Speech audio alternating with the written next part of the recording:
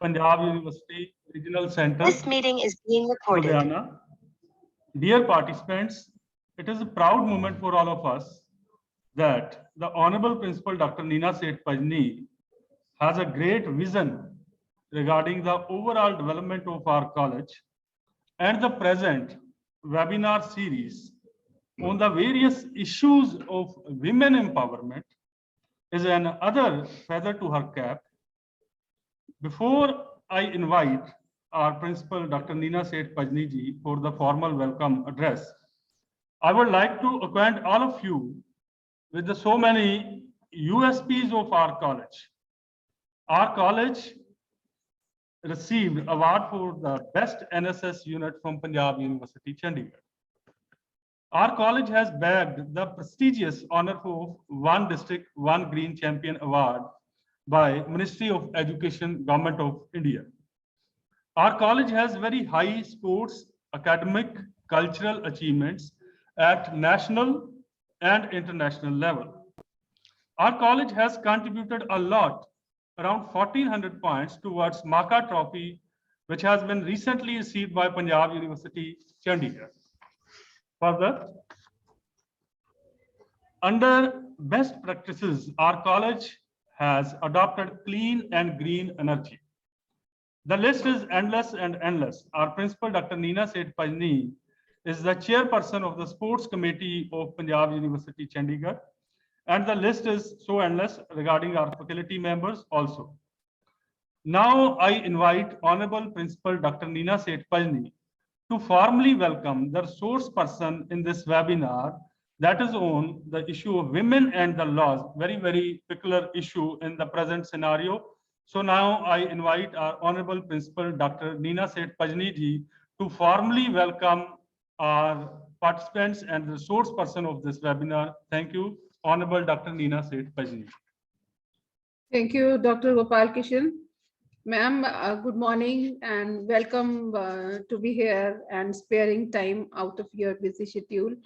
And welcome to all the participants. We have mostly teachers here as a participant.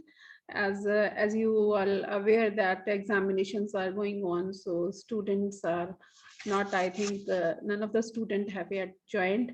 We are waiting for that. And dear participants, we have a third day of women's series, and very honorable resource person is here, and it's honor for me to introduce her. She's Professor Dr. Ashish Virk, Professor of Laws, University Institute of Laws, Punjab University, Chandigarh. And she has a PhD on topic, the other genders' right to education, a study from the perspective of human rights. And presently she is professor at the institute and also carrying duties of coordinator, placement cell, coordinator of LLM, coordinator of NSS, and coordinator of IQAC at UIL PURC, Chandigarh. And she's also a member of various academic and other prestigious bodies. And her biodata is 19-page long, and so many contributions in research and teaching and administrative, and published 38 papers in national and international journal of repute, authored 2 books and 2 chapters, and delivered 4 invited talks and chaired 4 sessions and completed 6 training programs, and has presented paper in 54 national and international conferences. It's nice to have you here, ma'am. And as I told you, today is the third day, and we have participants from Punjabi, Hindi, and English. So, if possible, अगर आप हिंदुस्तानी में थोड़ा बात करें तो बहुत अच्छा लगेगा, तो इंटरेक्शन काफी अच्छी रहेगी. तो आपने जो पीपीटी शेयर की है, उससे मुझे यही पता चला कि आप family laws and legal laws के बारे में बात करेंगी. And the topic written over there is the last confronting inequalities for women under women and law, this heading. So today is our main theme is women and laws. So let's see आप क्या हमसे share करने जा रही हैं. Over to you, ma'am. Welcome. Thank you so much, ma'am. Thank you for the kind words.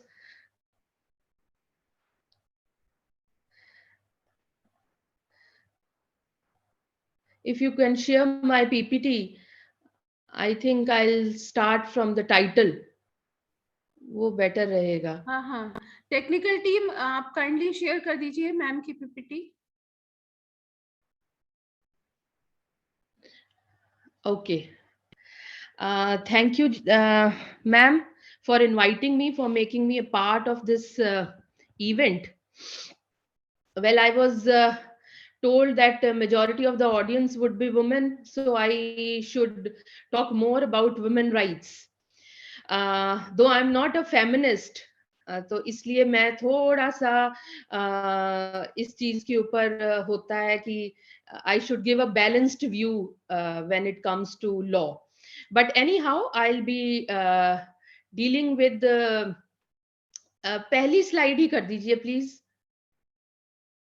because I wish to start with the title. Yes, thank you. The title is the Indian civilization still a man's world? And then when we think about this statement, जब हम सोचते हैं कि क्या आज भी India man's world है, तो फिर हम सबसे पहले बात करते हैं laws की कि what kind of laws do we have in our country which gives rights to women. कारण क्या है कि अगर हम हिस्ट्री देखते हैं तो women no doubt has been always a victim of n number of atrocities, n number of inequalities, injustices in India. After independence, when the Constitution of India was made, some of the basic provisions of the Indian Constitution जो थी वो they tried to bring this section of the society, women section of the society, at par with men. So there are n number of years now, we are living in 2022. तो क्या आज भी Indian civilisation mains world है? Well, I would say that no, we are not living in a man's world, but that doesn't mean कि India में female victimology नहीं है, female victims नहीं है. Females are still more victims of certain issues when it comes to Indian society. But if we compare the present society with the earlier society, हम ये नहीं कह सकते कि ये सिर्फ man's world है. ठीक है, हमारे को कॉन्स्टिट्यूशन ने, हमारे को अदर लॉज ने ज्यादा राइट्स दिए हैं, और कई बार हम उस राइट्स को एक्सरसाइज करने के चक्कर में, बीइंग अ वुमन, हम अपनी ड्यूटीज भूल जाते हैं. So मैं जो प्रेजेंटेशन दूंगी, mostly I will be talking about the rights of the woman, but I'll be also concluding कि being a woman we need to understand certain duties also, because एक बड़ी सिंपल सी बात है कि अगर आप एक पैडल बोट पे बैठे हैं और मैन पैडल कर रहा है, फीमेल नहीं कर रही, तो भी वो बोट सिंक करेगी. और अगर फीमेल पैडल कर रही है और मेन नहीं कर रहा, तो भी बोट सिंक करेगी. तो बोट को सेल करने के लिए दोनों की पैडलिंग जरूरी है. तो we have come up with n number of laws जिसके अंदर हमने वुमेन को बड़ी अच्छी राइट्स दिए हैं. इंटेंशन बहुत अच्छी थी, बट आज के टाइम में हम उसका मिसयूज भी देखते हैं. So I think it's a time when we should acknowledge that it is not only a man's world, women also have made certain contribution in today's civilization, plus women also have certain duties to perform. Fine. Please next slide kar dijiye. Okay, so I'll be starting from very basics of constitution. Okay, yes, before I start with the law perspective, I was told that मेरे पास 1 घंटा है, I have to give the lecture from 11 to 12. So I'll try to wind up my lecture in 30 to 40 minutes. और उसके बाद क्योंकि faculty है, teachers हैं, students नहीं है, तो I'll be more happy अगर हमारी interaction हो जाए 15-20 मिनट, अगर कोई queries हैं या कोई और experiences आप share करना चाहते हैं, because we all are colleagues. ठीक है ना? So I'll try to wind up my presentation in 30 to 40 minutes, and rest of the 20 minutes we can have for the interactive session. I hope that's fine, Meena ma'am. Yes, ma'am. Yes, absolutely. Okay, so we start with the basic constitution provision. देखिए जब 1947 में India को independence मिली तो सबसे पहले जो है हमारे पास कॉन्स्टिट्यूशन फॉर्मेशन का एक सबसे बड़ा टास्क था, and we came up with the constitution in 1950। Constitution जब बना तो उसके अंदर हमने हमें कुछ जो है फंडामेंटल राइट्स दी गई। आपको बेसिक राइट्स जो है वो पता होंगी। So because I am concentrating more on women rights today, so I'll be dealing only with those provisions of the fundamental rights which talk about women rights. तो एक general जो है आपको राइट मिली, राइट टू इक्वालिटी की, under article 14 of the constitution, where the law said that everybody would be equal and there'll be no discrimination on the basis of religion, race, caste, sex, etc. Article 14 का subordinate बनाया 15 का clause 1, 3 and 4। subordinate बनाने का मतलब ये है कि article 14 is a general provision which gives equality to everybody, but giving equality to everybody जो है वो purpose solve नहीं करता था। कारण ये है कि उस टाइम पे women है, SC STs है, there were other children है, there were other sections of the society जो एक इक्वालिटी से ज्यादा चाहते थे। they wanted some kind of preferences, they wanted some kind of importance so that they can come at par with the other sections of the society, तभी हम right to equality को enjoy कर सकेंगे। सो उसके लिए हमने आर्टिकल 15 को subordinate बनाया आर्टिकल 14 में, जिसके अंदर हमने कहा कि स्टेट कोई भी ऐसा लॉ नहीं बनाएगा जिसके अंदर कोई भी डिस्क्रिमिनेशन होगी on the basis of religion, race, caste, sex, place of birth और any of them.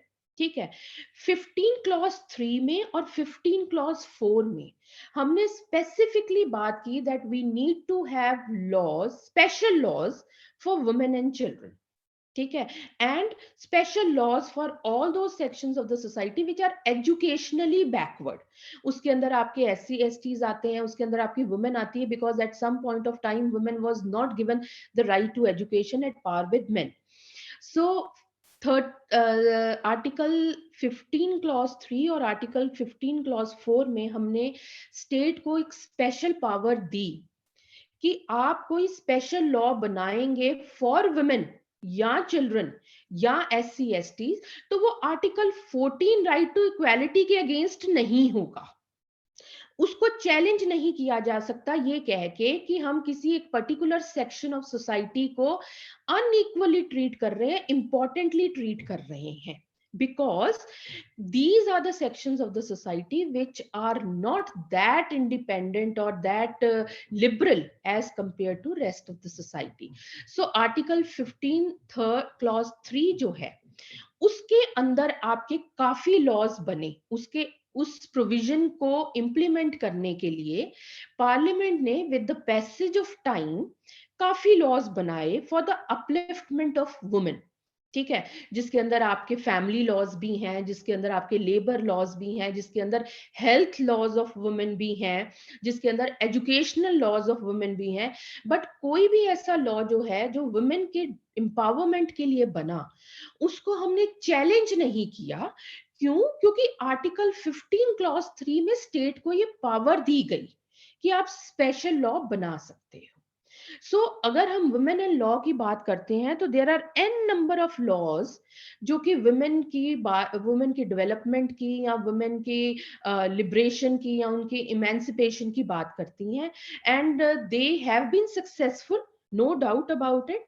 But yes, it is a continuous process. आप ये नहीं कह सकते कि डाउरी प्रोहिबिशन एक्ट 1961 में बना था तो आज 2022 में कोई डाउरी का केस नहीं है। ठीक है, क्योंकि we are dealing with human beings, और ह्यूमन बीइंग्स में जो चेंज है या जो साइकोलॉजी है उनकी, it takes years and years to change. हम शुरू से ही एक पेट्रियार्कल सोसाइटी में रहे हैं, and where men were given more important roles in the society than women. So अगर हमने 50 में वुमेन को एट पार लाने की बात की है तो वो इतनी जल्दी नहीं आएगा। It will take another 50 to 60 70 years, जिसमें वुमेन जो है वो completely at par आएगी। But yes, Article 15 Clause 3 is a very good initiative by the Indian Constitution, where the state was given the power to make special laws for the women and its emancipation. So जितने भी हम आज laws करेंगे, जितने भी मैं आपको briefly discuss करूंगी लॉज, वो सारे के सारे वैसे राइट टू इक्वालिटी के अगेंस्ट हैं, बट 15 क्लॉज 3 के अंडर उनको प्रोटेक्शन मिल जाती है, इसलिए हमारे पास जो है वो लॉज हैं. Next slide please. Yes. So these are the two legal quarters जिसके ऊपर मैं आज लेक्चर दूंगी, because it is not possible for me to deal with each and every law relating to women in 1 hour. So मैंने, क्योंकि audience is basically teaching faculty, और इसलिए मैंने वो ही 2 एरियाज उठाए जो कि मेरे को लगता है कि आपके डे टू डे एरियाज में या डे टू डे इश्यूज में that would be helpful to you. कुछ प्रोविजंस हम करेंगे फैमिली लॉ के, जिसमें कुछ एरियाज हिंदू मैरिज एक्ट के, डोमेस्टिक वायलेंस एक्ट के, डाउरी प्रोहिबिशन एक्ट के, और कुछ प्रोविजंस जो हैं वो आईपीसी के मैं कवर करूंगी. ठीक है. I have tried to formulate a lecture in such a way कि जो आपके रूटीन में क्वेश्चनिंग होती है वो मैं एरियाज जो है आपको कवर करूं. मैं ज्यादा टेक्निकल पार्ट्स में नहीं जाऊंगी. एक तो you are not having a law background firstly, and secondly आपके लिए जितना मैक्सिमम मैं आपको बता सकती हूँ इस टाइम में, I try to introduce you to those laws. तो कुछ एरियाज हम फैमिली लॉ के करेंगे. वाई हिंदू मैरिज एक्ट मैं आपको नेक्स्ट स्लाइड में बताऊंगी, why not any other law, and some areas of labor law I'll be discussing with special reference to Sexual Harassment at Workplace Prevention, Prohibition and Redressal Act 2013. इसके मैं 2-3 important issues आपको बताऊंगी जो routine में जब ऐसे ऑडियंस को lecture देती हूँ तो जो क्वेश्चंस आते हैं. ठीक है. Next slide please. Okay, we would be starting with the family law system, family law mechanism now. When we talk about matrimonial home or rights of maintenance or custody of children, ये तीनों areas जो हैं, there are different laws जो कि matrimonial home, maintenance और custody of children की बात करते हैं. डोमेस्टिक वायलेंस एक्ट में भी कुछ प्रोविजंस हैं, हिंदू मैरिज एक्ट में भी है. क्योंकि हमारा फैमिली जो है लॉ जो है वो रिलीजन बेस्ड है. ठीक है. वो एक ही लॉ पूरी जो है आपकी कंट्री पे अप्लाई नहीं करता, because we don't have uniform civil code in India. तो every religion, every caste has its own law when it deals with family issues. ठीक है. We have Hindu Marriage Act for Hindus, we have Muslim laws for Muslims, we have separate laws of marriage, divorce, maintenance, children, property, succession for Parsis, for Christians. 2 areas में मैं specifically बात करूंगी आज. एक तो domestic violence act में क्या बात की जा रही है इन तीनों एरियाज में, और एक हिंदू मैरिज एक्ट में. हिंदू मैरिज एक्ट मैंने स्पेसिफिकली इसलिए लिया है because when you study the definition of Hindus under Hindu marriage act, तो उसके अंदर Hindus include Sikhs also, Jains also, Buddhist also. So majority of the population in the North India belongs to Hindus. So मैंने Hindu marriage act सादा लिया है. ठीक है. Domestic violence act एक सेकुलर लेजिस्लेशन है. It is applicable to Hindus as well as all other religion. I mean if a Muslim female is a victim of domestic violence, तो court उसका पिटिशन ये कह के डिनाई नहीं कर सकता कि डोमेस्टिक वायलेंस उस पर अप्लाई नहीं होता क्योंकि वो मुस्लिम है, because domestic violence act is a central legislation which is applicable on everybody irrespective of what the religion that woman belongs to. So मैंने कोशिश की है कि हिंदूज को और सेकुलर लेजिस्लेशन को ही डील करूं इसके अंदर. Okay, what is a matrimonial home? That is very important. क्योंकि फैमिली लॉ में जितने भी इश्यूज आते हैं, सबसे पहले वो ये आते हैं कि women जो है, once she gets married, उसकी लाइफ में मेंटेनेंस के, चिल्ड्रन के, डाउरी के जितने भी प्रॉब्लम्स हैं वो इसके बाद शुरू होंगी. तो मैट्रिमोनियल हाउस क्या है उसका? What is a matrimonial house and how can a woman protect this right of a matrimonial house.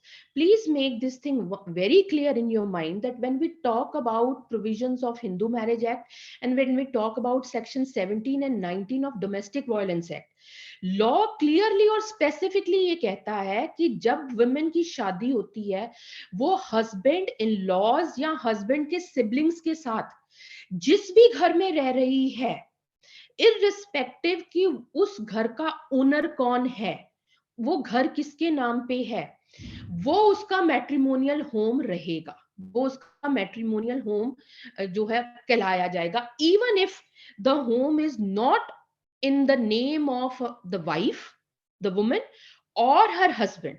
हो कई बार ऐसे होता है कि जॉइंट फैमिली है, जॉइंट फैमिली में फादर इन लॉ या मदर इन लॉ के नाम पे घर है, ठीक है, तो क्या वो वुमेन को घर से निकाल सकते हैं? क्या वो डॉटर इन लॉ को घर से निकाल सकते हैं? No, they can not. They don't have the justification. वो ये नहीं कह सकते कि घर मेरे नाम पे है, मैं इसको निकाल सकता हूं. No. Once a woman gets married, वो अपने हस्बैंड इन लॉज के साथ जहां पे भी रह रही है वो उसका मैट्रिमोनियल होम बन जाता है, irrespective who is the owner of the house, and she has full right to get protection. कई बार ये ऐसे होता है that woman is a victim of domestic violence. ठीक है, उसको ये लगता है कि जो हस्बैंड है या इन लॉज है आने वाले टाइम में शायद उसको इस घर से निकाल दे. So even in that circumstances, section 19 of Domestic Violence Act के अंदर वो मैजिस्ट्रेट के सामने एक एप्लीकेशन फाइल कर सकती है कि आने वाले टाइम में शायद मेरे इन-लॉज या मेरा हस्बैंड मुझे घर से निकाल दे, मुझे पहले ही मेरी मैट्रिमोनियल हाउस का राइट टू रेजिडेंस जो है मेरे को प्रोटेक्ट करना है. तो उसके अंदर क्या होता है कि कोर्ट जो है एक समन भेजती है उस घर में, उस एड्रेस में जहां पे उसको वार्न किया जाता है, इन लॉज को, हस्बैंड के सिबलिंग्स को और जो भी उस घर में रह रहा है, हस्बैंड के रिलेटिव्स, उनको ये वार्न किया जाता है that the women shall not be thrown away from that house because she has equal right to residence in the matrimonial home. ठीक है, so she has the right to protection under section 17 and 19.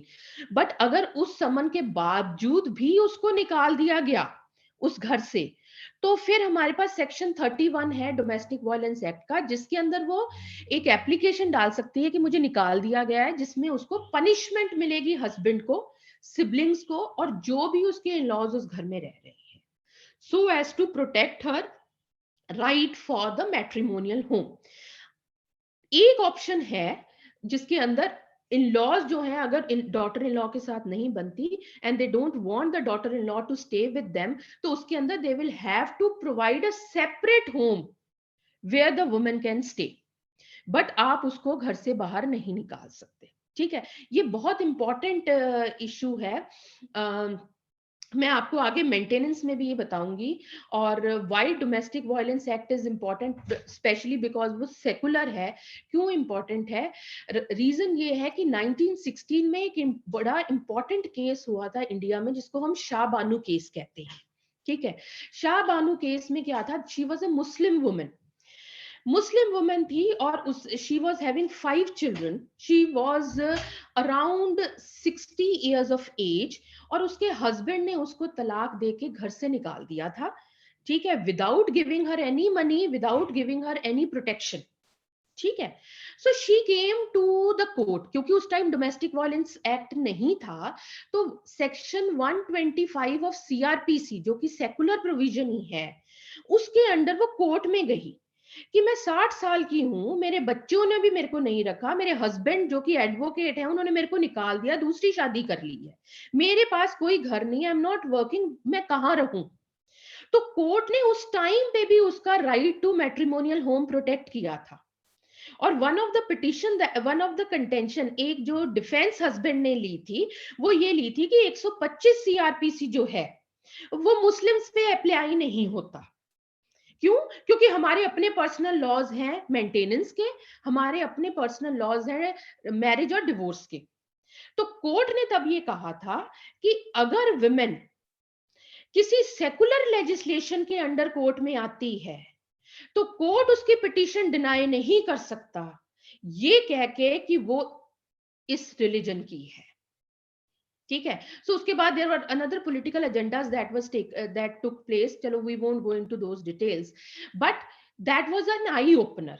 Domestic Violence Act जो है वो secular legislation है, irrespective कि आप कौन से religion से हो.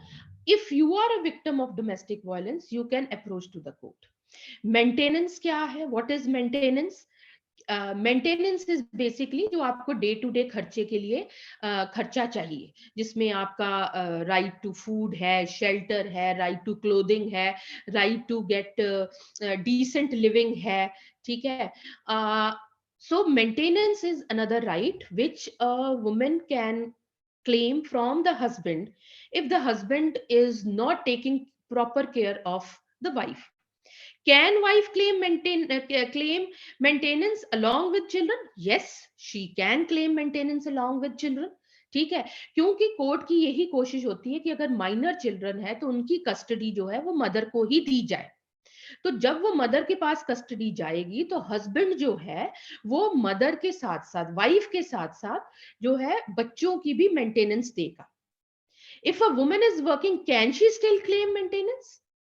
Yes, she can still claim maintenance, but उसके अंदर उसको ये प्रूफ करना पड़ेगा कि उसकी जो तनख्वाह है वो उसके लिए और उसके बच्चों के लिए इतनी जो है वो सफिशिएंट नहीं है. तो फिर वो कोर्ट से एडिशनल पैसे मांगेगी कि इतना मैं कमाती हूं और बच्चों का और मेरा इतना खर्चा है, तो ये एडिशनल इनकम जो है वो हस्बैंड दे मेरे को. Can a woman who is living with her husband claim maintenance? Yes. Even if she is living with her husband and the husband is not giving her money, she can still file a petition in the court saying that husband is not taking care of the wife and children, so husband को फिर जो है वो महीना बांध दिया जाता है. Can a woman claim it during and after divorce? Yes.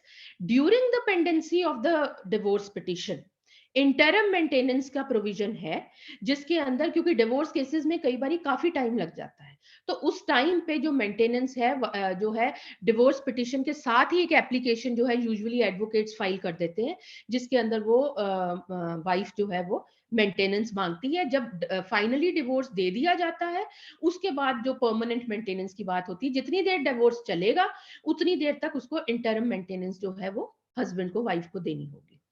Is it necessary to file for divorce while filing for it? No. हो सकता है वाइफ हस्बैंड को डिवोर्स ना देना चाहती हो, बट हस्बैंड उसका ध्यान नहीं रख रहा, उसको मेंटेनेंस नहीं दे रहा, तो भी वो एप्लीकेशन डाल सकती है that I don't want to take divorce, but yes please ask him to give me maintenance. तो वो फिर मेंटेनेंस उसकी जो है वो कोर्ट लगा देता है. ठीक है. Custody of children is another important area. Is mother a natural guardian for her children like father? Yes. Mother is very much a natural guardian like the father, and mother has full control over the children and she can take the custody of the children. देखिए, usually जब आप custody of children की बात करते हैं तो court का एक प्रिंसिपल है इन डिफरेंट जजमेंट्स कि जब हम बात करते हैं कस्टडी की, तो बच्चों की वेलबींग जो है वो कोर्ट कंसिडर करती है वाइल डिसाइडिंग कि उसको किसको कस्टडी देनी है. But most of the cases में जो है वुमेन को कस्टडी या मदर को कस्टडी मिलती है बच्चों की. What is the criteria for deciding the custody? The welfare of the children is the criteria to decide who will get the custody of the children. Is it possible for the woman to take custody of her children after she has left the home? Yes, she has the power.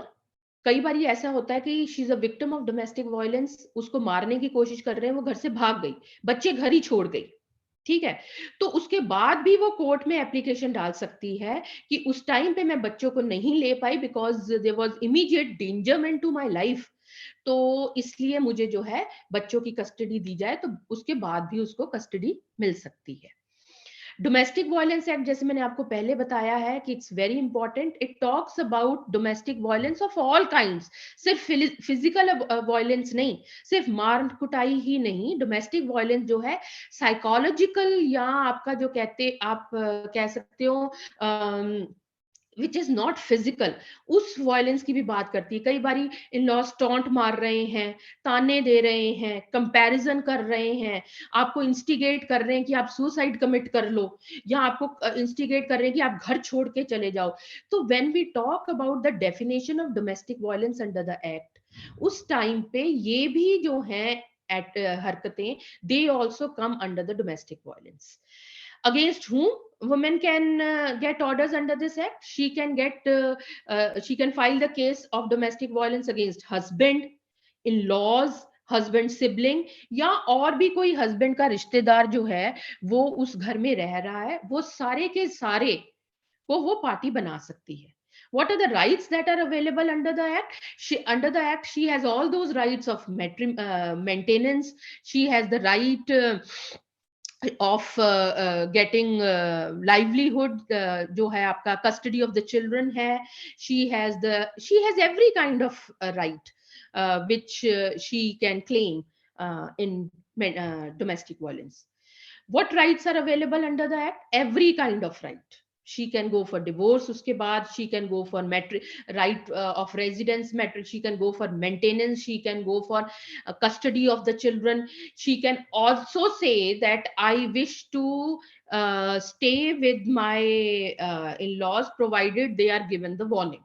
So she has all those rights which she enjoys if everything would have been okay. So every kind of जो है आपका rights उसको मिलते हैं। Domestic violence act is a very good legislation when it comes to women and protection of women from such kinds of attitudes which she faces in her matrimonial home.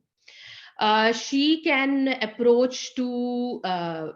directly approach to the court. If she has the courage to go to the court, she can go to the police station, nearby police station, and she can file a complaint in the police station, because अब तो हर police station में women जो है police officers होती हैं, तो she can directly go to that, but she can directly go to the police station. If she has a fear of going to the police station, she has the right to directly approach to the deputy commissioner and she can make an application.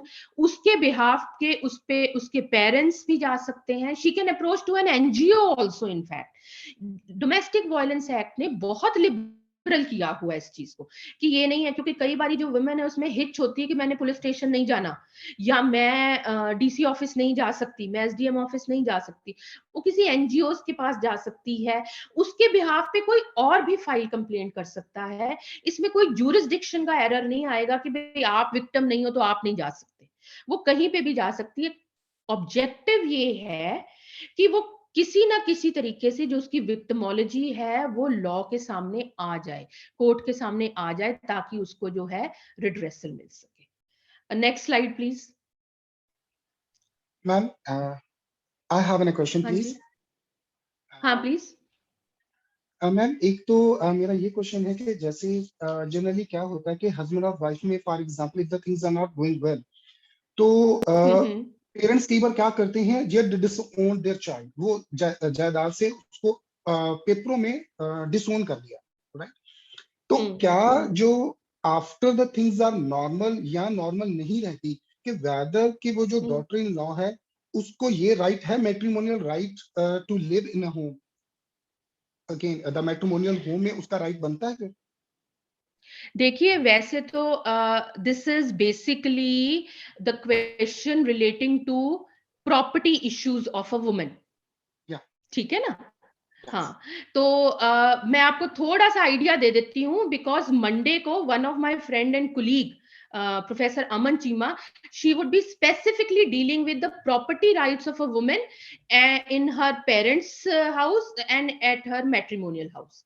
तो वो आपको थोड़ा detail में बता देंगे, ठीक है? But हाँ, अभी मैं आपकी थोड़ी सी क्वेरी ये क्लियर कर देती हूँ कि जब भी किसी पर्सन को डिसोन किया जाता है, ठीक है, उसका शेयर, उसके हस्बैंड का शेयर, मैं हिंदू सक्सेशन की बात कर रही हूँ, ठीक है, उसके हस्बैंड का शेयर जो है उसकी जद्दी जायदाद में बनता ही बनता है, इररिस्पेक्टिव कि वो उसको डिसोन कर रहे हैं या नहीं कर रहे।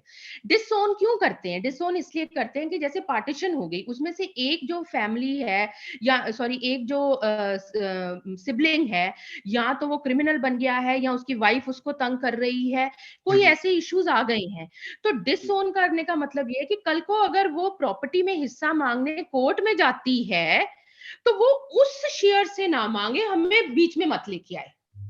जी जी जी ठीक है ना? तो लॉज डिसोन इसलिए करते हैं कि हमारे को कचहरियों के धक्के ना खाने पड़े। बिल्कुल बिल्कुल हमने इसको इतना बिल्कुल, अपना इसका हिस्सा दे दिया, अब ये जाने और इसकी वाइफ जाने। जी ठीक है ना? थैंक इसको डिटेल में वो कराएंगी, क्योंकि इसमें क्या है, आपका एक तो होता है जद्दी जायदाद, हेरिडिटरी प्रॉपर्टी, एक राइट होता है आपकी सेल्फ एक्वायर्ड प्रॉपर्टी। ठीक है ना? राइट तो सेल्फ एक्वायर्ड प्रॉपर्टी में वाइफ का क्या शेयर है, क्योंकि क्लास 1 हेयर है वो, और जी हेरिडिटरी में उसका एज अ वाइफ और एज अ विडो क्या है, वो डिटेल में वो आपको 14th को मैडम प्रोफेसर चीमा का है, she will be telling you this. Okay ma'am, my second query is, जब हम मेंटेनेंस की बात करते हैं, द वुमेन मेंटेनेंस की, तो उस मेंटेनेंस में what includes, whether it includes the necessities, whether it include like grocery is there, education is there, the children education is there, the medical expenses are there, or anything beyond that, what is the पता है क्या है, coverage of the जब maintenance? हाँ, you have, it's a good question. देखिए, quantum of maintenance जो जब court decide करता है, तो कोर्ट ये देखता है कि इस इशू में मेरे पास कोर्ट में आने से पहले वाइफ का क्या लाइफस्टाइल था, Okay ठीक है, उसका क्या स्टैंडर्ड ऑफ लिविंग था, उस हिसाब से एक तो कोर्ट डिसाइड करता है। दूसरा है कि अगर वो वर्किंग नहीं है तो हस्बैंड की कितनी इनकम है, जिस हिसाब से वाइफ को मेंटेनेंस दी जाए।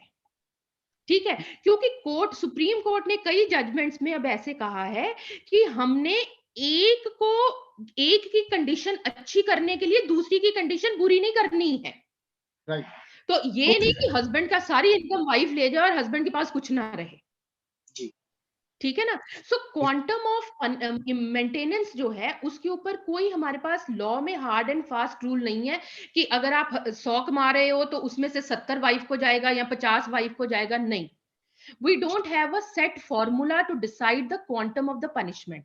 It is decided by the court taking into consideration the circumstances of the case. कि अगर वाइफ का खर्चा पहले हस्बैंड, जैसे उसका खर्चा 10,000 था सपोजिटली, जिसके अंदर जी उसके ग्रोसरी का भी आ गया, उसकी लग्जरीज का भी आ गया, पेट्रोल का खर्चा आ गया, उसके अंदर उसके पार्लर का खर्चा आ गया, उसकी किट्टी पार्टी का खर्चा आ गया, तो पहले वो 10,000 उसको देता था और वो उसमें मैनेज कर रही थी। तो कल को अगर लड़ाई हो गई है और वो 10,000 ही मांग रही है, तो हस्बैंड डिनाई नहीं कर सकता, पहले भी तो दे रहा था। ठीक है, जी अगर वो 10 से 15,000 मांग रही है तो फिर कोर्ट कहेगा कि आप 15 क्यों, पहले तो 10 में चल रहा था। जी बिल्कुल सो कोर्ट जो है काउंटर क्वेश्चन करता है। जब वाइफ कहती है कि मुझे इतना मेंटेनेंस चाहिए, तो वो अपने खर्चे की लिस्ट देती है, उसके अंदर राइट वो खर्चे की जो लिस्ट है वो एनालाइज करता है कोर्ट, और then he comes to a decision. पहली तो ये चीज है।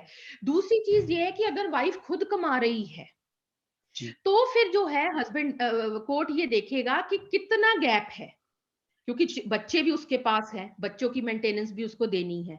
अगर गैप ज्यादा नहीं है तो उसी हिसाब से उसको करेगा। अगर दोनों बराबर कमा रहे हैं और बच्चा नहीं है, तो डिनाई भी कर सकता है मेंटेनेंस, कि ओके आप भी अपना कमा रहे हो, वो भी अपना कमा रहे हैं, बच्चे की लायबिलिटी है नहीं, so no maintenance.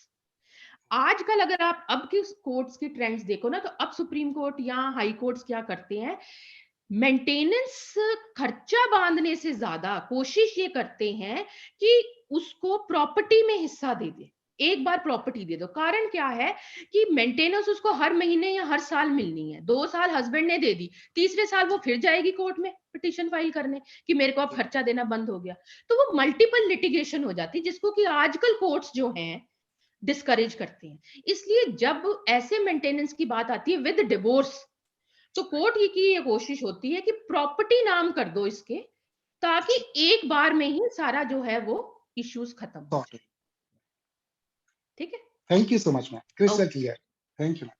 Okay. Okay, grounds for divorce.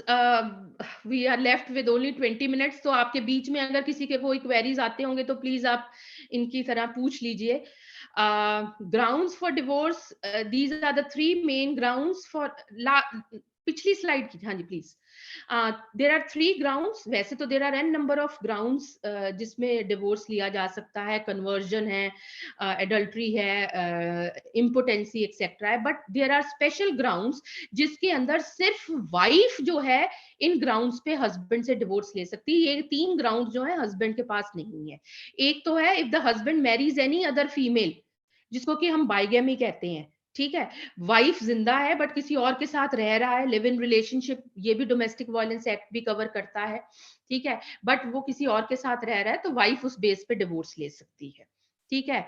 If the husband has been guilty of rape, marital rape आजकल बहुत इंपॉर्टेंट है क्योंकि सुप्रीम कोर्ट के अंदर इसकी एक पिटिशन फाइल की गई है कि मैरिटल रेप भी रेप की डेफिनेशन में आना चाहिए.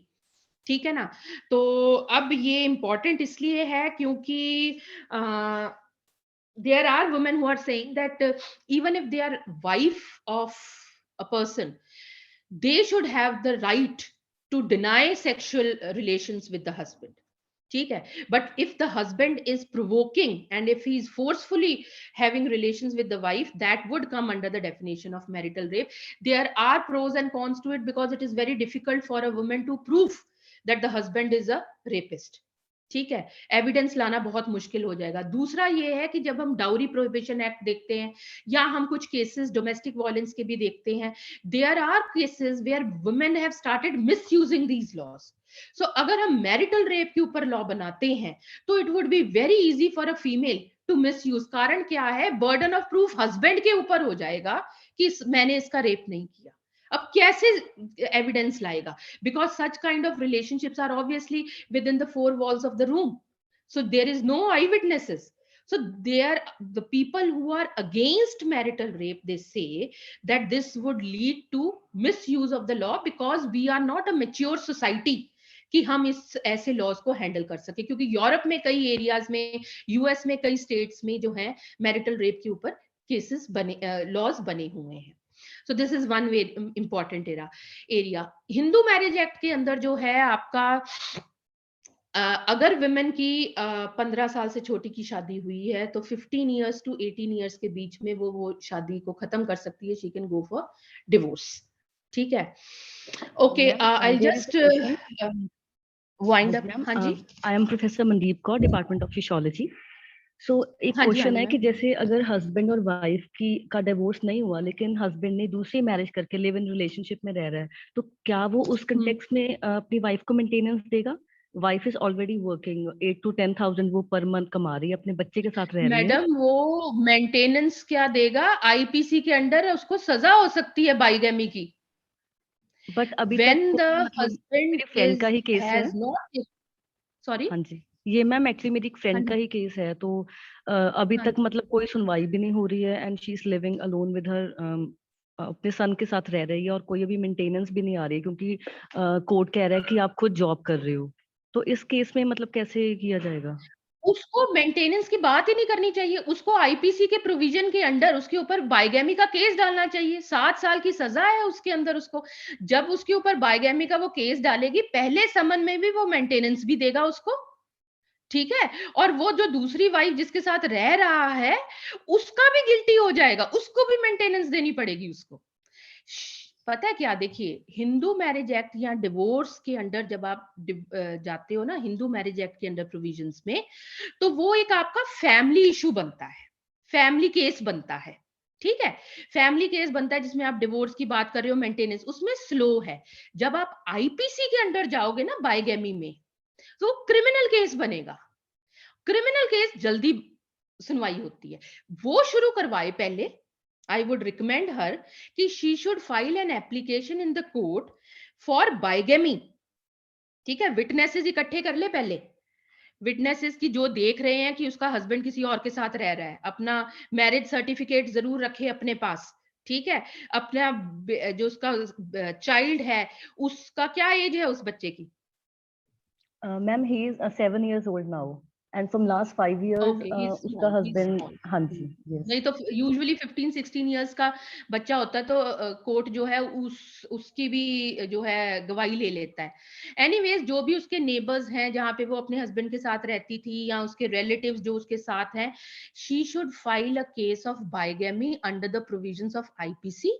और वंस वो केस लग जाता है उसके बाद वो मेंटेनेंस की और डिवोर्स की एप्लीकेशन फाइल करे, फिर चलेगा उसका, और फिर वो मेंटेनेंस भी देगा। कारण क्या है, उसके अंदर उसको जेल होगी, फिर सुनवाई ओके होगी। Ma'am, okay ma'am, thank you so much, thank you.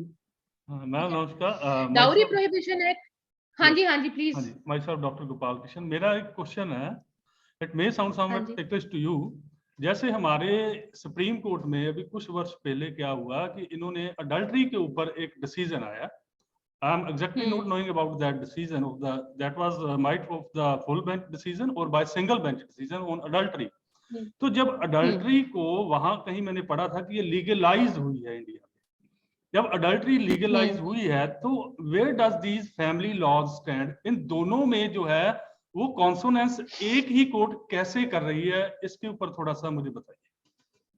देखिए, एडल्ट्री क्या है? एडल्ट्री एक ग्राउंड है डिवोर्स का हिंदू मैरिज एक्ट के अंडर, ठीक है।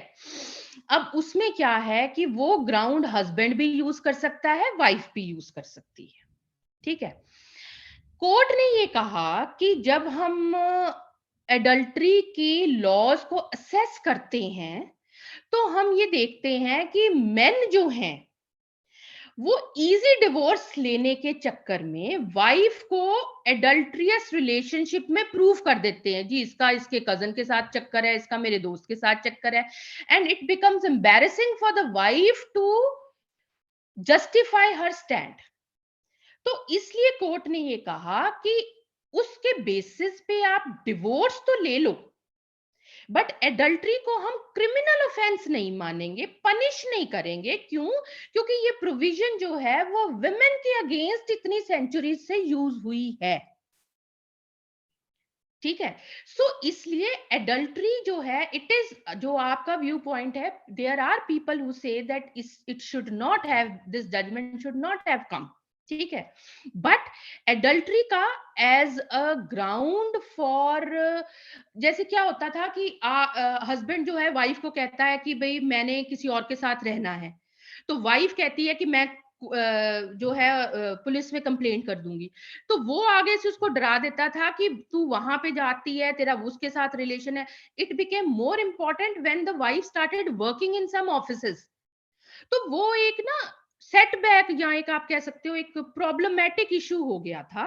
इसलिए कोर्ट ने कहा कि इस प्रोविजन को मिसयूज वुमेन के अगेंस्ट ज्यादा हो रहा है, इसलिए इसके बेसिस पे डिवोर्स तो लिया जा सकता है, पर इसके बेसिस पे क्रिमिनल ऑफेंस नहीं किया जा सकता। जैसे मैंने अभी इनको मैडम को बताया लास्ट, जिन्होंने बात की थी बाइगेमी की। अब बाइगेमी क्या है? बाइगेमी भी एक ग्राउंड है डिवोर्स का, और बाइगेमी एक क्रिमिनल ऑफेंस भी है।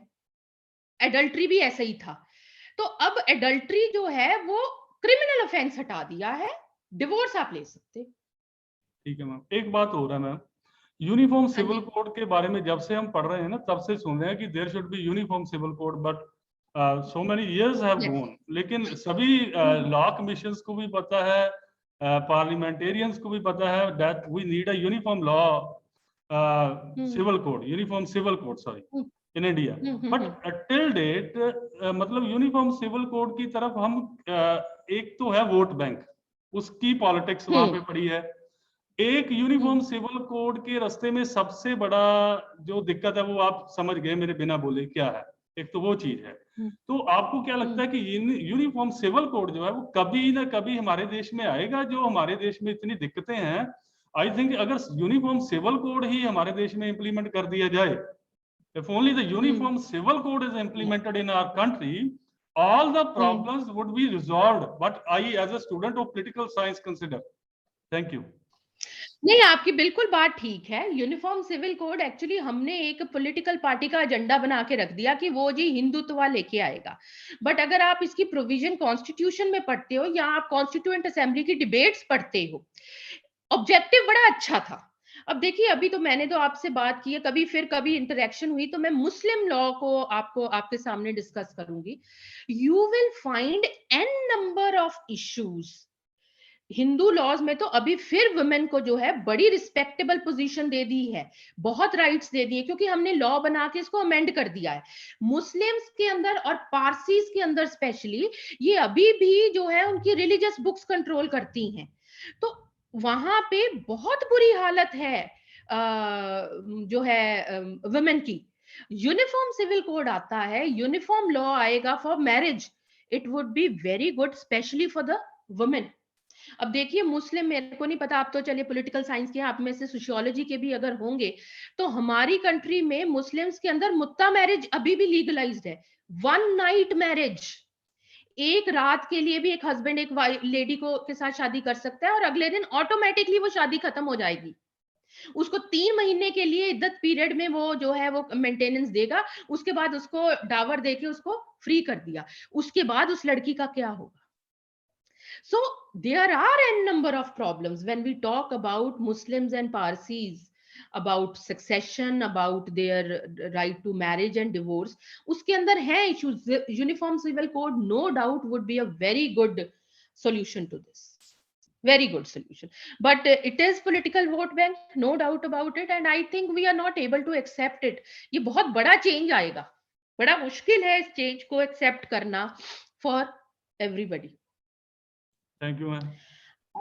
I think I won't go for आप मेरे को जरा सेकेंड लास्ट स्लाइड कर दीजिएगा. मैं लेबर लॉज के जो है वो स्किप कर देती हूँ, because we are hardly left with 10 minutes. I just tell you what are the upcoming areas of women rights, जिसके ऊपर आजकल डिबेट चल रही है, जो आप न्यूज़पेपर्स में पढ़ रहे हैं, और उसके ऊपर क्या डिसीजन होगा. सेकेंड लास्ट स्लाइड आप कर दीजिए प्लीज.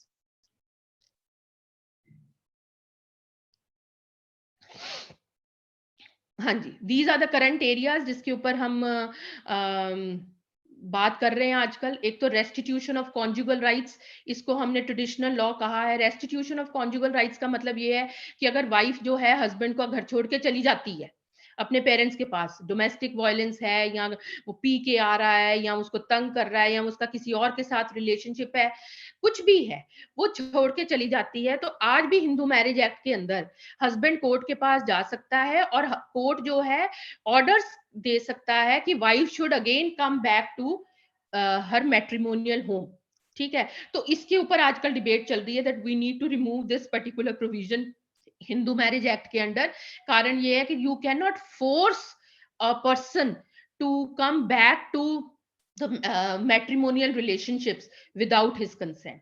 ठीक है ना. तो एक तो ये बहुत इशू चल रहा है जिसके ऊपर पिटिशन जो है अभी सुप्रीम कोर्ट में पेंडिंग है. एक मैंने आपको मैरिटल रेप के बारे में बताया. Sabarimala temple, Muslim women are not allowed to enter in mosque, इसके ऊपर भी एक पब्लिक इंटरेस्ट लिटिगेशन जो है वो फाइल की गई है.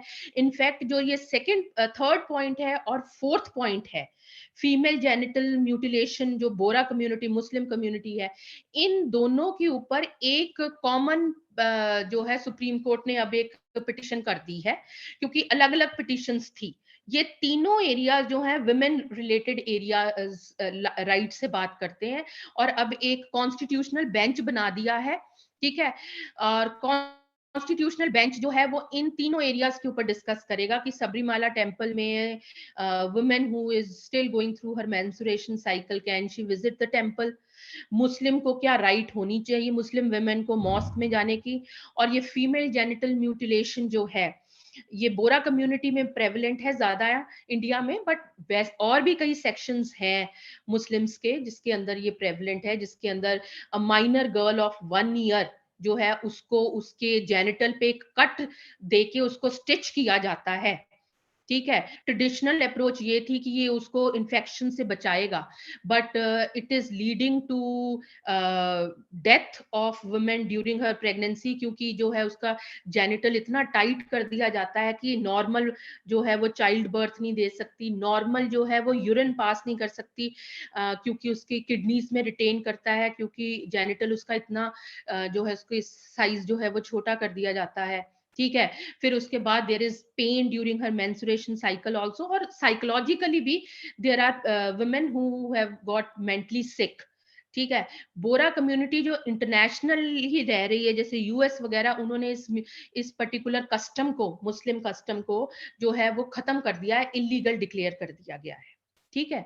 सो इवन अफ्रीका में भी, जहां पे सबसे ज्यादा फीमेल जेनिटल म्यूटिलेशन है, वहां पे भी इस चीज को जो है अब they have come up with a law, जिसके अंदर उसको 1 साल की बच्ची को या 6 महीने की बच्ची के ऊपर ये विदाउट एनेस्थीसिया सर्जरी नहीं की जाएगी। ठीक है। So now there was a petition that was filed by women of Bora community that this particular mutilation should be removed from Indian law also, but because most of the Bora community is from Gujarat and we have some political issues also, so इसलिए अभी इस petition के ऊपर पिछले साल 2 साल से कोई जो है राय नहीं दी। अब पिछली जो आपका सुप्रीम कोर्ट का जो चीफ जस्टिस रिटायर हुए हैं, रिटायरमेंट से पहले उन्होंने सबरीमाला, मुस्लिम वुमेन मॉस्क और फीमेल जेनिटल म्यूटिलेशन, इन तीनों पिटिशंस को, पब्लिक इंटरेस्ट लिटिगेशंस को एक ही पिटिशन में क्लब करके एक बेंच बना दिया है, जो कि बेंच डिसीजन देगा इन तीनों पे। We can expect it at any point of time. ठीक है। Then surrogacy and abortion rights are again area जो कि टाइम एंड अगेन आते हैं, बट हमने प्रेगनेंसी एक्ट में जो है उस अबॉर्शन लिमिटेड किया हुआ है। ठीक है। There are women who says that they should get exclusive right for abortion. Surrogacy is a commercial way of procreating children, इसके ऊपर भी हम बात करते हैं। विच हंटिंग जो है, इसके ऊपर भी we need a central legislation. ये झारखंड, उत्तराखंड में वुमेन जो है they are victims of witch hunting. ठीक है। प्रॉपर्टी उनकी लेने के लिए, या if the women is not able to procreate a child, या सन नहीं दे पा रही है, तो इन लॉज जो हैं उसको विच कह के उसको मरवा देते हैं, ये कह के कि इसके अंदर भूत प्रेत है। We don't have a central legislation. और जिन स्टेट्स में, उड़ीसा में, उत्तराखंड में, झारखंड में लॉज हैं वो बड़े वीक लॉज हैं। तो इसके ऊपर भी एक पिटिशन फाइल की गई है कि हम सेंट्रल गवर्नमेंट जो है एक सेंट्रल लॉ बनाए पूरी कंट्री में टू कंट्रोल विच हंटिंग। ठीक है। So these are the current areas जिसके ऊपर वुमेन जो है वुमेन राइट्स की बात की जा रही है। That's it. Last slide please.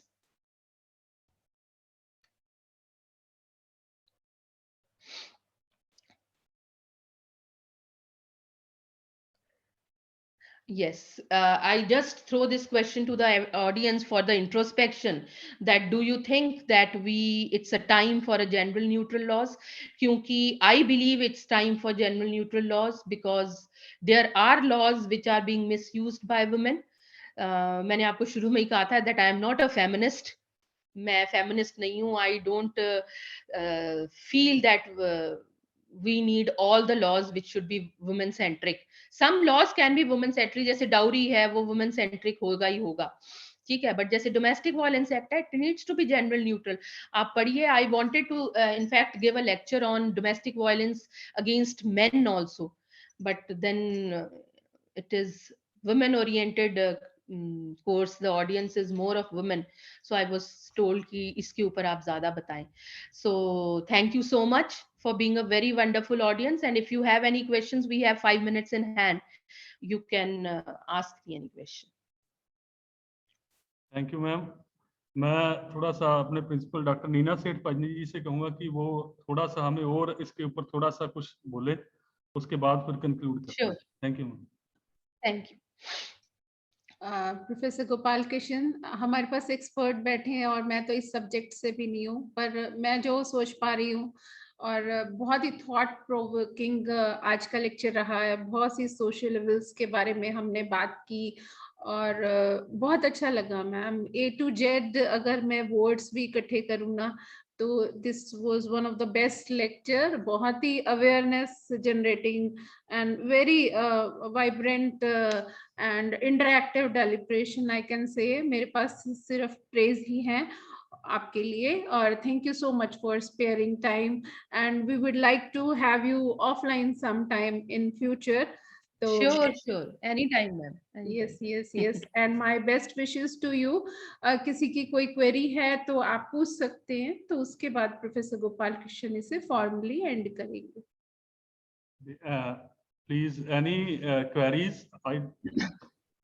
Please, any of the participants, if having any query, please raise your query.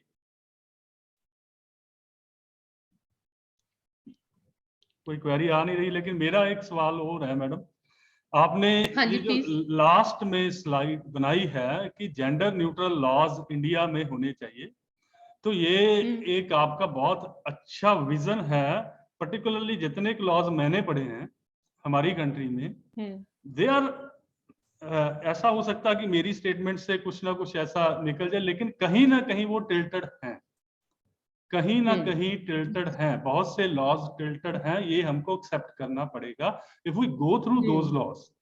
तो ये जो आज का सिनारियो है, और जब ये लॉज बनते हैं तो कब इनमें अमेंडमेंट्स नहीं हुई, बहुत से सेंट्रल लॉज ऐसे हैं जो प्री इंडिपेंडेंस इरा के आज भी चल रहे हैं हमारे देश में, आपको भी पता है। तो वो जो प्री इंडिपेंडेंस इरा के बहुत से लॉज है, there are so many central laws, लेकिन उनमें अमेंडमेंट्स नहीं हुई है, पता नहीं क्यों। या तो हमारा जो लॉ कमीशन है उसके अंडर आता है, या ministry of justice and law legal affairs के अंडर आता है, कौन, या पार्लियामेंट में कौन सी कमेटी बनी है उसके अंडर आता है।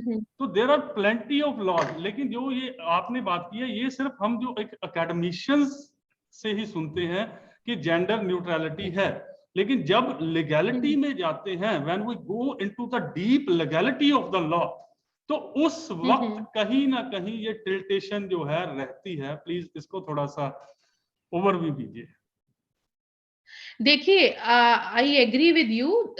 जब हमने कॉन्स्टिट्यूशन बनाया 1950 में, तब इंडिया का जो सीन था वो डिफरेंट था, जैसे मैंने शुरू में आपको बताया। आज की डेट में डिफरेंट है। कारण ये है कि हमारे पास अब इतने लॉज आ गए हैं जो कि वुमेन से रिलेटेड बात करते हैं। वुमेन, मैं पहले भी आपको कह रही हूँ, मैं अब भी आपको कह रही हूँ कि मैं I don't deny the fact कि women are not victims. Women are victims of certain evils in the society, but there are women who have started misusing these laws now. अब जब जेंडर न्यूट्रल लॉज आते हैं, जब आप अब इसको comparative study कीजिए, आप यूएस को देखिए या आप यूरोपियन कंट्रीज को देखिए, जब आप फेमिनिज्म की वेव वहां पे पढ़ते हैं, तो आप देखते हैं कि वहां पे भी यही सिस्टम आया था, जिसमें हमने कहा था कि वुमेन ओरिएंटेड लॉज बने, ठीक है। But with the passage of time उन्होंने वो लॉज को धीरे धीरे कम करना शुरू कर दिया। हमारी कंट्री के, चलिए कुछ सिचुएशंस या कुछ प्रॉब्लम्स ऐसी हैं जो कि वहां पे नहीं थी, जैसे इलिटरेसी इज वन प्रॉब्लम। हमारी कंट्री में वुमेन अभी भी उतनी इकोनॉमिकली इंडिपेंडेंट नहीं है, बिकॉज इकोनॉमिक इंडिपेंडेंस के साथ सारी चीजें जुड़ी हैं, ठीक है। बट कहीं ना कहीं इसका मिसयूज हो रहा है, हम इस चीज को भी तो नजरअंदाज नहीं कर सकते, ठीक है। So what I feel is कि कुछ एरियाज हैं जहां पे जेंडर न्यूट्रल लॉज की जरूरत है। अब जैसे डोमेस्टिक वायलेंस है, डोमेस्टिक वायलेंस एक्ट जो है वो न्यूट्रल होना चाहिए। Men are also victims of psychological cruelty, ठीक है। और हमारी जो पैट्रियार्कल सोसाइटी है, हमारा तो लड़के का ब्रॉटअप ही ऐसा होता है कि लड़का है तो रो क्यों रहा है, ठीक है। तो अगर वो विक्टिम भी है अपनी वाइफ का या इन लॉज का, तो वो अपने फ्रेंड्स के साथ भी शेयर नहीं करता, ये सोच के कि मेरे पे हंसेंगे सारे। So there are certain NGOs, Delhi में है, बंगाल में बड़ी अच्छी एनजीओज हैं जो कि इन चीजों के ऊपर काम कर रही हैं, जिन्होंने कई लॉ कमीशंस के आगे और कई कमीशंस के आगे ये चीज रखी भी है कि जैसे डोमेस्टिक वायलेंस एक्ट है, इसको जेंडर न्यूट्रल बनाओ, but depends upon the legislation. But I personally feel that it's time that we should end this wave of feminism in society. We need to, when we talk of gender sensitization, जो आपका topic है, तो gender sensitisation सिर्फ female की नहीं होनी चाहिए, mail की भी होनी चाहिए, दोनों को बराबर है। क्योंकि वही जो मैंने शुरू किया था कि अगर एक पैडल मारना बंद करेगा तो जिंदगी की बोट जो है वो सिंक करेगी। So if we want to save our family system, हमारे को दोनों को इक्वल राइट्स है। अब पहले 7 साल तो बेचारा हस्बैंड इसी डर में बैठा रहता है कि मेरे ऊपर डाउरी का केस ना हो जाए, ठीक है ना, क्योंकि इसने मिसयूज करना है उसने कर ही लेना है, और जो विक्टिम है वो कभी भी, वो 7 साल के बाद भी नहीं जाएगी बेचारी। So we need to take a middle route to it. That's my personal view. I mean, there are people, कई lectures में ऐसे मैं बोलती हूँ तो कई लोग हैं जो इस चीज को डिनाई करते हैं, But chalo, everybody has its own views, but I feel that we need to have some general neutral laws. Thank you, ma'am. Thank you so much. Thank you. Thank you so much. मुझे लगता है कि इतना thought provoking और जो बातें आपने बताई हैं उसमें एक एक चीज, चाहे वो शाहबानो केस है, यूनिफॉर्म सिविल कोड की बात करते हो, या मेंटेनेंस की बात करते हो, या इसके ऊपर आपने आगे जाके जो फैमिली लॉस, लेबर लॉज में भी आपने एक लॉ की बात की है, इक्वल वेजेस फॉर विमेन। वो बहुत ही एक अच्छा लॉ है, लेकिन लेजिस्लेशन बहुत अच्छा लेजिस्लेशन है, लेकिन उसकी जो इम्प्लीमेंटेशन की बात है, when we come to the states, it may be implemented in the center, but when we come to the state, the legislation has to be re-legislated, as you know.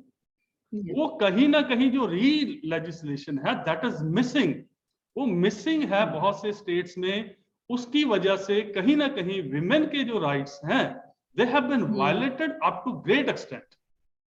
ऐसा ठीक है बात आपकी, क्योंकि हमारी जो लॉ मेकिंग है ना वो इतनी रिसर्च ओरिएंटेड नहीं होती। ठीक है ना, हमने पहली बार ये चीज देखी जब ये आपका निर्भय केस हुआ दिल्ली में, जब वर्मा कमेटी बनाई गई। वर्मा कमेटी ने पहली कमेटी थी जिसने एक आम बंदे से भी पूछा कि you send us your proposals and your view points. If you compare it with other countries, जैसे उनका चलो इंफ्रास्ट्रक्चर, पैसा भी उनके पास ज्यादा है, प्लस पॉपुलेशन भी उनकी ज्यादा लिटरेट है, ठीक है, बट जो आप कह रहे हो ना, जैसे मिनिमम वेजेस एक्ट हो गया, इवन डाउरी प्रोहिबिशन एक्ट की कई प्रोविजंस हैं जहां पे हमारे को अमेंडमेंट की जरूरत है, बट वो अमेंडमेंट तभी आएगी जब हम रिसर्च करेंगे उसके ऊपर। हमारी कंट्री में लीगल रिसर्च जो है कहीं ना कहीं लैग कर जाती है, इसीलिए अमेंडमेंट्स जो हैं वो टाइम पे नहीं हो पाते। Thank you ma'am. ओवरऑल मैं तो आपका बहुत कृतज्ञ हो गया हूँ जी, इतना कुछ मुझे सिखा दिया। मुझे लगता है सारे पार्टिसिपेंट्स को भी आपने बहुत कुछ, सबको सीखने को मिला है। I am from the core of my heart. नहीं, आई एम थैंकफुल कि मेल्स भी मेरे को थैंक्स कर रहे हैं, क्योंकि it was generally a women oriented lecture which I usually don't give. Ma'am thank you so much ma'am. Actually it is so balanced lecture that जो जेंडर न्यूट्रलिटी की जब आपने स्टार्टिंग में बात करी, I try to maintain a balance. I try ma'am, it was a balance, your balanced approach, it was really very nice. We wish to listen to you more. Ma'am. Big clap. Thank you. Yeah ma'am. Thank you so much man. Thank you. जैसे principal madam ने बोला है कि आपको offline भी एक बार हम सुनेंगे, तो मैं तो अभी रिक्वेस्ट करता हूँ कि जल्दी से जल्दी आपको बुलाया जाए। बिल्कुल बिल्कुल, sure, any time, any time. Thank you so much. Have a nice day, once again, thank you to all the participants. Thank you, Dr. Neena Seth Pajni ji, our honorable principal ma'am. Thank you to all the participants. Thank you so much.